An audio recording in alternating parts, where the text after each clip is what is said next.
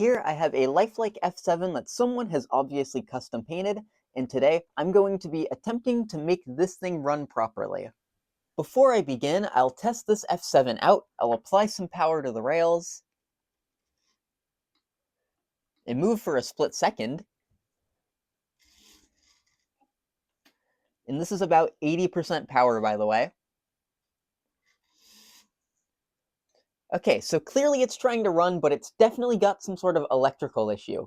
So I think we need to dive into that to start. Before we dive into that electrical issue, why don't I show you around this locomotive just a little bit.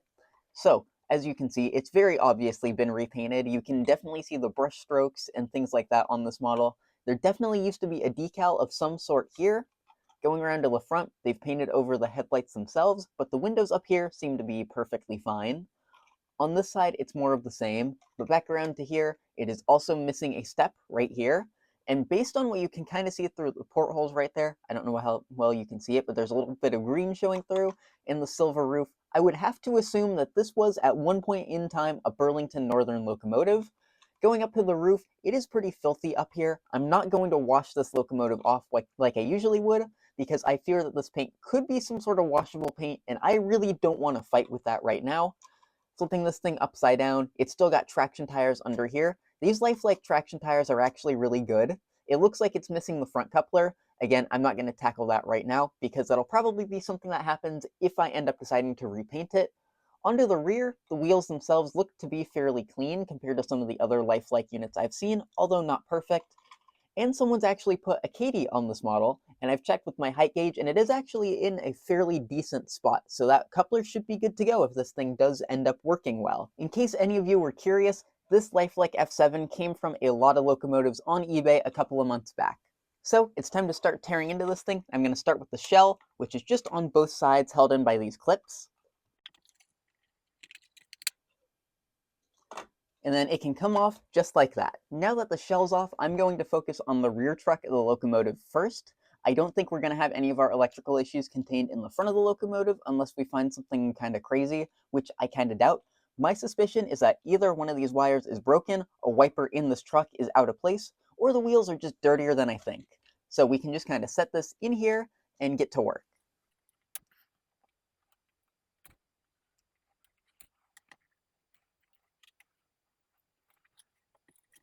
So now that this is apart, I can actually see that both these wires look to be pretty well attached to the wipers themselves. If I give this blue one a little tug, it's firmly attached. If I flip it over and give this red one right here a little bit of a tug, it's firmly attached. This wiper does look like it was bent out of shape a little bit when I took the wheels out, so that could have been an issue. It may have been out of place, but I don't think that should affect anything too much once the wheels are back in. The wipers are also just a little bit dirty, so a good cleaning would help those out. Then in terms of the wheels, I also didn't find anything too crazy. I'm just kind of hoping that a good cleaning here will get some of that gunk out of here, and hopefully that'll improve the electrical pickup of this model. And I'm just going to use some rubbing alcohol, some Q-tips, and a fiberglass pencil to clean it out.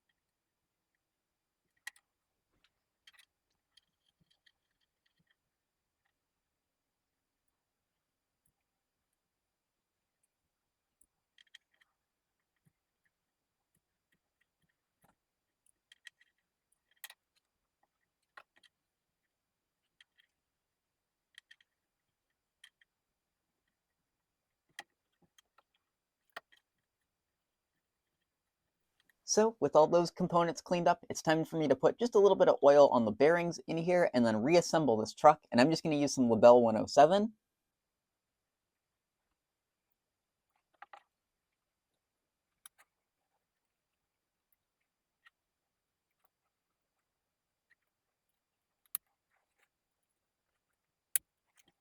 Next up, we get to deal with the motor truck itself, and getting this thing out can be kind of a pain.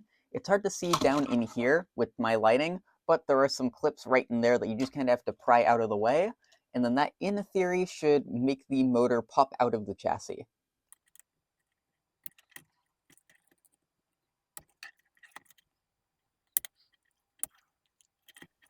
Now that that's been popped out of place with a little bit more force than I was anticipating, first I need to remove this truck cover, then I'll take out the wheels, then I'll take out the two screws down here, and then I'll take out the two screws up here holding in the brushes and the springs.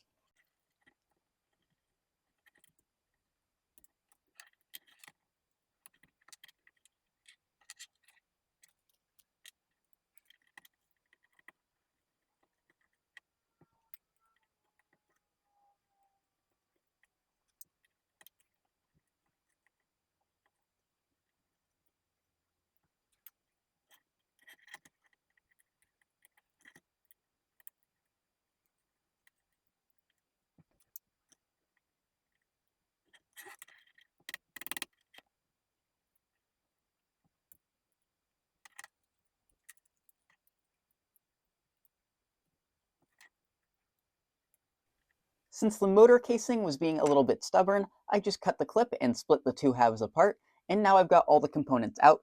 These two pieces don't look all that dirty. When I took out the motor itself, these magnets themselves came with it. As you can see, the commutator is a little bit dirty. It does not look that bad, so it's not going to be the worst in the world.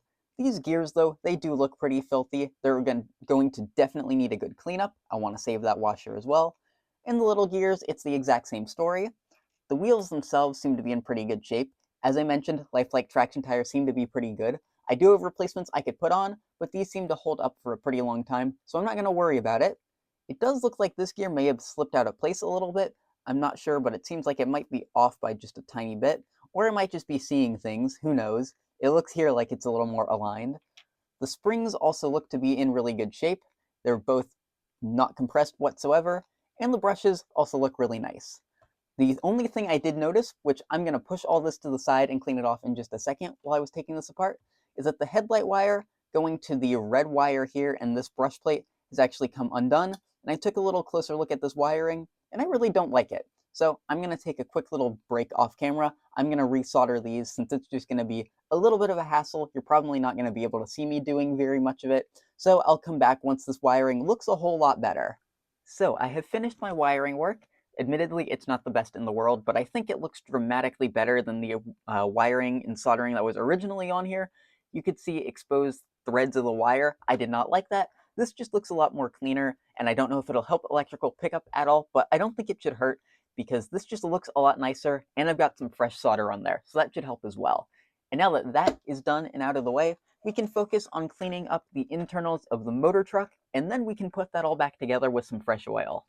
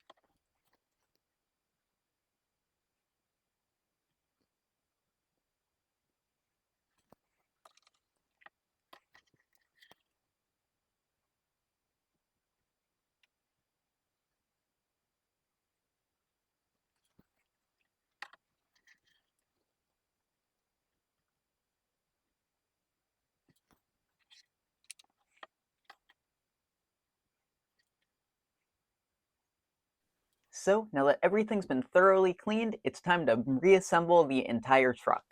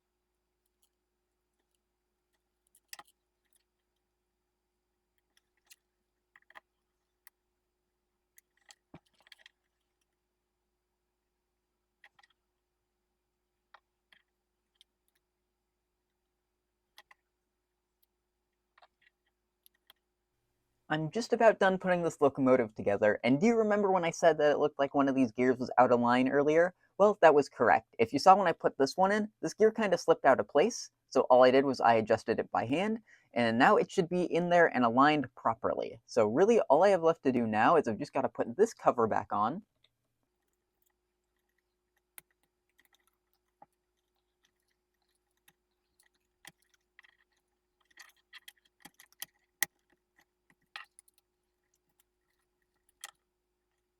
so the motor truck is now back together. As you saw, I ran into a few little issues. This plate would not really snap into place. I just had to force it on with a little bit more force off camera, and that got it in. The motor truck snapped itself in as we were trying to do that on camera, and this blue wire came undone. I really wasn't that happy with the wiring I originally did on this side, so I'm kind of glad I got to redo that, and I think it looks a lot better now, and I've got a lot more faith in it. So I think really all we have left to do is to throw on the shell, and then we can go test this thing out and see if all that work is paid off. Now it's time for the moment of truth. Hopefully I've solved those electrical issues, but I'll put some power into the track. And that seems a lot better.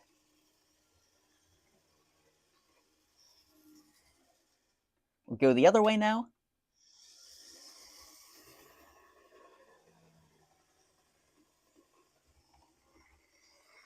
And I'll slow it down just a little bit.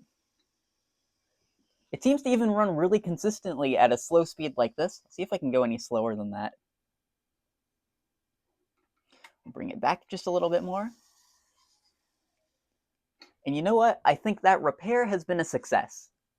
So, while this may not be the best looking locomotive, we've turned it into a locomotive that did not want to run whatsoever, and turned it into something that now runs great. I'm probably going to keep this engine around for a while because I do want to use it as an airbrush practice piece.